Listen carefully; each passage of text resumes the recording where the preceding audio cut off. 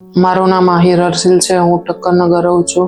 1 વર્ષ પહેલા મને હાથમાં ફ્રેક્ચર થયું હતું એક્સિડન્ટથી. ત્યારબાદ બીજી એક જગ્યાએ હોસ્પિટલમાં ગયો. ત્યાં ડૉક્ટરે પ્લાસ્ટર કરાયું, પણ તે પ્લાસ્ટરમાં હાડકું તેમને ત્રાંસું જોડી નાખ્યું હતું.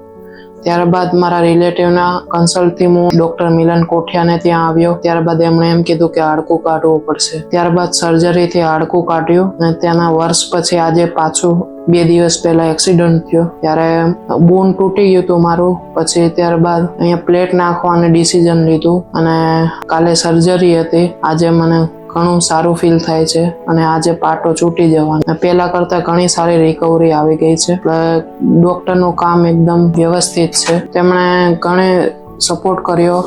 પહેલા જ્યારે એક્સિડન્ટ થયું હતું તેની બાદ મારા હાથની મૂવમેન્ટ નથી, પરંતુ હવે મૂવમેન્ટ પણ આવવા માંડી છે. આ સર્જરી બાદ બધું સપોર્ટિવ સ્ટાફ છે. કેવું છે?